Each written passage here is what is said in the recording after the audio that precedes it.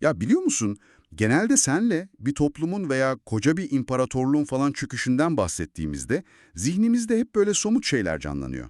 Evet yani gayri safi yurt içi hasıla düşer falan gibi mi? Aynen öyle. İşte enflasyon fırlar, binalar yıkılır, borsalar çöker falan. Biz de o devasa dış çatlaklara bakıp işte çöküş tam olarak budur deriz. Kesinlikle. Yani hasarı böyle kategorize edebilmek falan bize hep garip bir güven duygusu veriyor aslında. Hı hı, çok doğru. Ekonomik kriz diyoruz, altyapı çöküşü diyoruz ve sorunun sınırlarını tam olarak çizdiğimize inanıyoruz. Sayılarla ölçmek beynimiz için çok daha rahat çünkü. Ama bugün seninle beraber çok daha derin ve gözle kolay kolay görünmeyen o karanlık alana gireceğiz. Yani devasa binaların bile temelini oluşturan o yapıya. Masamızdaki şu belgelere bakacağız değil mi? Evet, bak şu an masamızda üzerinde kurumsal hafıza birimi damgası olan arşiv belgeleri var. Bunlar bağımsız araştırmacı Sapar İklim'e ait o kapsamlı analitik metinler. Yasal adıyla Sapar Yulklimov tabii. Kendisi 19. yüzyıl Orta Asya tarihi üzerine gerçekten uzman bir isim. Aynen öyle. Bugünkü derinlemesine analizimizin ana misyonu da bu metinlerde geçen bir tezi incelemek, yazarın anlattığı Türkmenistan'ın 1881'den 2026'ya uzanan o sessiz antropolojik çöküşünü masaya yatıracağız. Aslında burada belgelerin bizi yönlendirdiği çok temel bir soru var. Bir toplum o insanlık dediğimiz içsel kodunu kaybederse tam olarak ne olur? Yani bu sadece kültürel soyut bir kayıp mıdır diye soruyoruz. Aynen. Yoksa toplumun işleyişini tamamen durduran, onu bambaşka bir şeye dönüştüren yapısal bir yıkım mıdır? Bunu anlamaya çalışacağız. Tabii şunun hemen altını çizeyim de dinleyenler için bir yanlış anlaşılma olmasın. Bizim buradaki amacımız belgelerdeki siyasi analizler üzerinden bir taraf tutmak falan asla değil. Kesinlikle öyle bir niyetimiz yok. Biz sadece yazarın kendi araştırmalarına dayanan bu çarpıcı teoriyi senin için en tarafsız haliyle çözümleyeceğiz. Yani bir toplumun içten içe nasıl boşaldığını konuşacağız. Doğru bir yaklaşım bu bence. Çünkü yazarın anlattığı süreç gerçekten de günlük siyasetin falan çok ötesinde. Temelinde medeniyetlerin nasıl yok olduğuna dair sosyolojik bir inceleme yatıyor. O zaman Sapar Aklim'in o en temel tanımıyla başlayalım istersen. Yani çöken şeyin tam olarak ne olduğunu anlamamız lazım. Metinlerde sürekli geçen o anahtar kavramdan bahsediyorsun değil mi? Evet, insanlık yani yerel dildeki o orijinal kullanımıyla unsanlık kavramı. Şimdi bu kelimeyi duyunca benim aklıma hemen batıdaki o klasik hümanizm falan geliyor. Hani şu bireyi merkeze alan Rönesans felsefesi gibi mi? Aynen öyle. Ama yazar bunun Türki dillerde çok daha devasa ve kapsayıcı bir anlamı olduğunu söylüyor. Ya evet, kelimenin batıdaki ve doğudaki ağırlığı birbirinden gerçekten farklı. Batıdaki daha çok felsefi bir duruşken, yazarın bahsettiği insanlık bambaşka bir şey. Ne farkı var peki tam olarak? Şöyle düşün, bu kavram aynı anda birkaç sütunu birden temsil ediyor. Ahlaki pusulayı, insan doğasını ve en önemlisi bizi bir arada tutan o ortak toplumsal dünyayı ifade ediyor. Anladım. Hani bizde de derler ya, insanlık ölmedi diye. Yani İngilizce'deki humanity kelimesi gibi hem ahlaki bir bütünlüğü hem de biyolojik ırkı kastediyor. Tam olarak öyle ama gündelik hayata çok daha fazla yedirilmiş bir hali bu. Tezin en can alıcı noktası da şurada zaten. İnsanlık yok olduğunda toplum vahşileşmiyor. Vahşileşmiyor mu? Ne oluyor peki? Toplum bunun yerine insan dışı yani non-human bir hale geliyor. Vahşileşmenin bile içinde ilkel bir canlılık vardır hani. Hı hı, doğru. Ama burada şekil kalıyor, binalar duruyor, insanlar işe gidiyor falan ama içerik tamamen boşalıyor. Bir dakika, kafamda somutlaştırmak için şöyle bir analoji kurayım bak. Karşımda son model bir bilgisayar var diyelim. Kasasına falan bakıyorum, her şey yerli yerinde. Evet. Ama biri kasanın içine açıp işletim sistemini, yani o asıl yazılımı tamamen silmiş. Ben de o plastik kasaya bakıp, tamam bilgisayar yerinde, demek ki her şey yolunda diyorum. Harika bir benzetme. Dışarıdan şekil korunuyor ama sistem aslında ölü. Ve doğa boşluk kabul etmez bilirsin. Yani o sistemin yerine bir şey mi geliyor? Aynen. O asıl işletim sistemi silinince yerine hemen sentetik edekler yükleniyor. O donanımı ayakta tutmak için başka motivasyonlar devreye giriyor mecburen. Ne gibi motivasyonlar bunlar? Mesela vicdanın yerini korku alıyor, ahlakın yani doğruyu bilmenin yerini kör bir sadakat dolduruyor, dayanışma bitiyor, yerine sadece hayatta kalma güdüsü geliyor. Yok artık. Değerlerin yerine de ritüeller falan alıyor herhalde. Ortada sadece bir simülasyon kalıyor desene. Kesinlikle. Bir simülasyon. Sadece insanlığın taklidi yapılıyor. Peki bu koca işletim sistemi nasıl siliniyor ya? Yani bir gecede hacklenerek falan olamaz bu herhalde. Yazar bunun 145 yıllık bir süreç olduğunu yazmış. Evet, 1881'den başlayıp 2026'ya kadar uzanan sistematik ve yavaş bir silinme bu. 1881 mi? Nasıl başlıyor o dönemde süreç? O döneme yazar kolonyal disiplin modeli diyor. Rus İmparatorluğu bölgeyi kolonileştirirken sadece askeri bir yönetim kurmuyor, yatay bağları tamamen zayıflatıyor. Ya evet, şu yatay bağlar meselesi metinde de çok geçiyordu. Ne demek bu yatay bağ? İnsanların sokakta falan konuşması mı yasaklanıyor? Hayır, fiziksel bir yasak değil bu aslında. Yatay bağ dediğimiz şey, tepedeki otorite karışmadan insanların kendi aralarında kurduğu o organik köprülerdir. Mesela komşumla kavga ettim veya ticari bir sorunum var diyelim. Hı hı. Normalde ne yaparsın? Hemen devlete gitmezsin, değil mi? Mahallenin büyükleri, loncalar veya yerel konseyler araya girer çözer. Anladım. Toplumun kendi içinde dayanışması yani. Aynen. İmparatorluk kendine rakip olmasın diye bu geleneksel mekanizmaları yıkıyor, herkesin sadece merkeze bağlı olduğu dikey bir yapı kuruyor. Vay canına, çok zekice ve ürkütücü gerçekten. Sonra da 1917 sonrası var. Yani o meşhur Sovyet dönemi başlıyor. Evet, yazar o döneme korkunun sanayileşmesi diyor. Düşünsene, korkuyu artık bir fabrikasyon ürününe dönüştürüyorlar. Sadece yatay bağları kırmakla da kalmıyorlar herhalde. Kalmıyorlar tabii. Din, yerel hafıza ve güven duygusu tamamen devlet eliyle yok ediliyor. İnsanlar o kadar yalıtılıyor ki sonunda o meşhur ikili varoluş kültürü doğuyor. İkili varoluş mu? O ne demek tam olarak?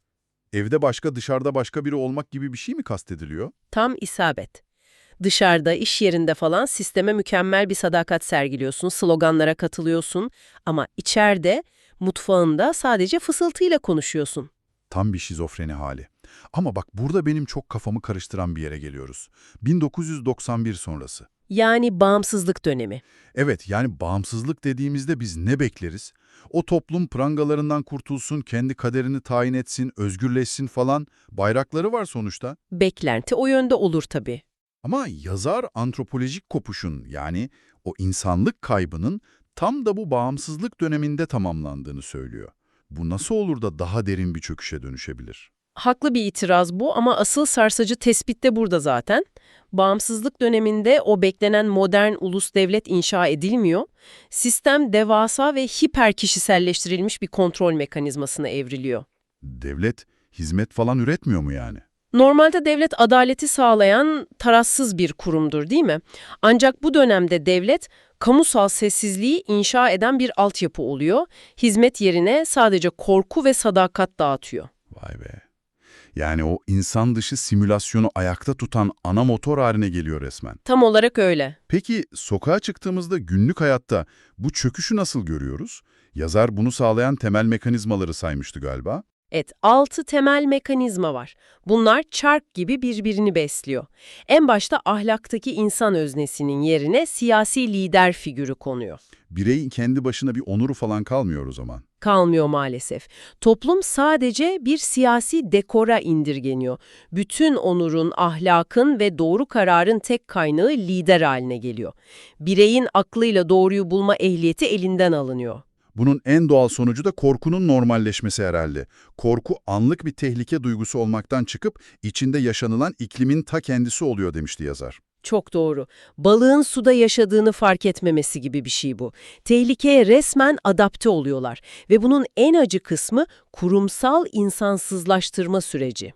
Bak işte o kısım metinlerde beni en çok sarsan yerdi. Yani düşünsene, okulun amacı eğitim vermektir, sorgulamayı öğretmektir normalde. Ama orada okul sadece resmi ideolojiyi aşılayan bir merkeze dönüşüyor, evet. Hastaneler falan da öyle. İnsanı iyileştirmek yerine devlet için istatistik üreten rapor merkezleri oluyorlar. Adalet dağıtması gereken mahkemeler tam bir ceza aracına dönüşüyor. Kesinlikle. Kurumlar tamamen kuruluş amaçlarından sapıyor. Biliyor musun bu durum neye benziyor bence? Vücudumuzu dış tehlikelerden koruyan bağışıklık sistemi vardır ya. Hı hı. Kurumları da toplumun o bağışıklık sistemi gibi düşün ama o sistem aniden kafayı yiyor ve kendi sağlıklı hücrelerine saldırmaya başlıyor. Yani otoimmün bir hastalık gibi. Harika bir benzetme. Gerçekten de bir otoimmün hastalık durumu bu. Kurumlar hizmet vermeyince geriye sadece devlete mutlak ekonomik bağımlılık kalıyor. İşveren sadece devlet oluyor tabii bu durumda. Aynen öyle. Devlet tek işveren, işini kaybetmek sadece maaşını değil, toplumdaki varoluş hakkını kaybetmek demek oluyor. İnsanlar tamamen otonom olmayan bu sisteme muhtaç bırakılıyor. Herkes devlete muhtaçsa o bahsettiğin yatay bağlar falan da tamamen kopar. Ben komşuma nasıl güveneceğim ki orada? Güvenemezsin. Etrafındaki kimin ihbarcı, kimin sistemi savunan göz olduğunu bilemiyorsun çünkü. Gerçek dayanışma ve güven tamamen çöküyor. Ve o işletim sistemi boşluğuna da içi boş ritüeller falan yerleşiyor anladığım kadarıyla. Zorunlu iyimserlik gösterileri dedikleri şey.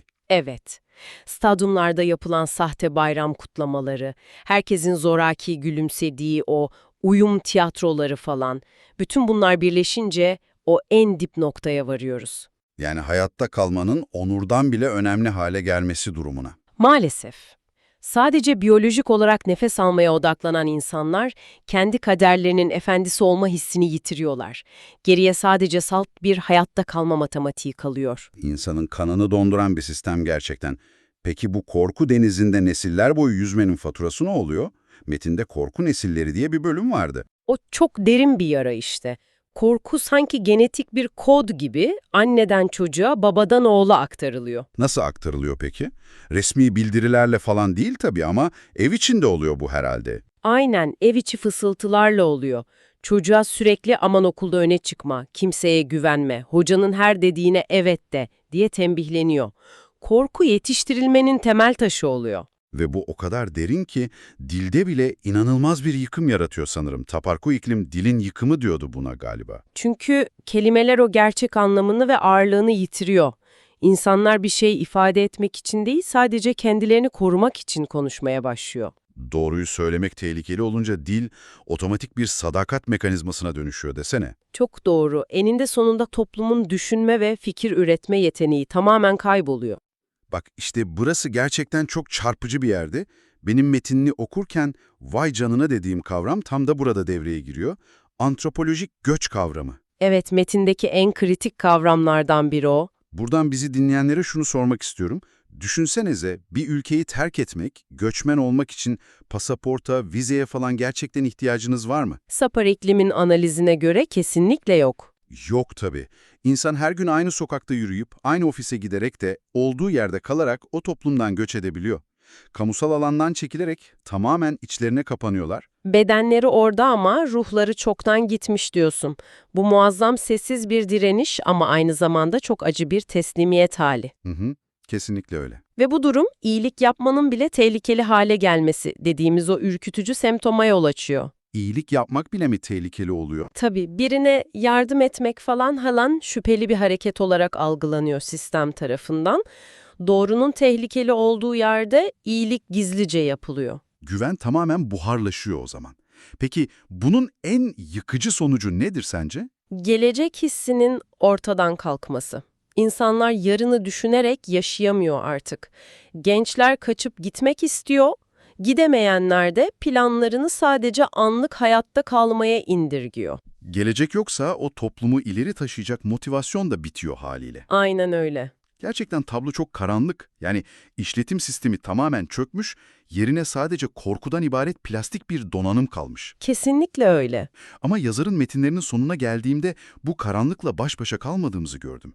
Çalınamayan kıvılcımlara dair bir umut ışığı bırakmış yazar. Evet, analizdeki o kısımlar çok kıymetli. Sistem dışarıya ne kadar işgal ederse etsin, bir halkın o insanlık çekirdeğini %100 söküp atamaz diyor. Peki nerede saklanıyor bu insanlık? Yani kamusal alan bitmişse nereye sığınıyor bu insanlar? Çok daha mikro ve güvenli alanlara çekiliyor. Aile içindeki o derin yardımlaşmaya sığınıyor mesela. O misafirperverlik kültürüne falan Hı mı? hı. Dilin derinliklerine, yaşlıların sadece güvendiklerini anlattığı hafızaya ve kimsenin görmediği o gösterişsiz onur eylemlerine sığınıyor. Sistemin ulaşamadığı tek yer oralar. Sapar İklim'in metinde her şeyi harika özetleyen bir cümlesi vardı, altını çizmiştim. Çalınan şey sadece gaz, döviz veya altyapı değil, bizzat özne olarak insandır diyor. Çünkü insanlık petrol, gaz veya para değildir, o bir halkın iç kodudur diye de ekliyor. Bence bu tüm analizin en can alıcı noktasıydı. Belgelerin ana tezi de bu yönde zaten. Maddi kayıplar her zaman telafi edilebilir, yollar yapılır, ekonomi bir şekilde düzeltilir falan. Ama insanlık kodu kolay kolay onarılmıyor değil mi? Birbirine düşman edilmiş insanların yeniden güvenmeye başlaması, ortak bir geleceğe inanması, bir toplumun yaşayabileceği en uzun ve sancılı iyileşme sürecidir. Toparlamak gerekirse, bugünkü bu derinlemesine analizde şunu çok net gördük senle. İnsanlık dediğimiz kavram sadece nazik olmak falan değil, toplumu bir arada tutan ana tutkal. Kesinlikle öyle. O tutkalı olmazsa her şey dağılıyor. Ve korkunun o sahte ritüellerin ve içi boş sadakat sistemlerinin bu tutkalı asit gibi nasıl erittiğini o 145 yıllık tarihi süreçte okumuş olduk. Burada dinleyicimizin kaçırmaması gereken çok evrensel bir nokta var aslında. Neymiş o? Bu masadaki arşiv belgeleri falan sadece Orta Asya'daki bir dönemin tarihi değil. Bu insan doğasına dair evrensel bir uyarı. Dünyanın neresinde olursa olsun liyakatin ve insan onurunun yerine korku ve kör sadakat konduğunda o yapının nasıl otoimmün bir hastalık gibi içeriden çökeceğinin evrensel bir hikayesi. İşte tam da bu yüzden en başta kurduğum o mühendislik benzetmesine geri dönmek istiyorum. Biz tehlikeyi görmek için hep o dışarıdaki çatlaklara falan bakıyoruz. Dışarı rakamlara bakıyoruz, evet. Oysa asıl çürüme gözle görünmeyen o temelde, yani iç kodda yaşanıyor. Bu yüzden bugünkü analizimizi o metinlerin çerçevesini aşan ama temele dayanan zor bir soruyla bitirmek istiyorum. Nedir o soru? Bizi dinlerken kendi etrafınıza kuruma ya da her gün gittiğiniz o iş yerine şöyle bir bakın.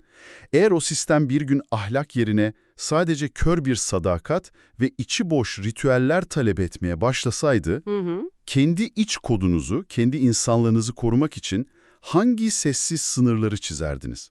Nerede hayır derdiniz?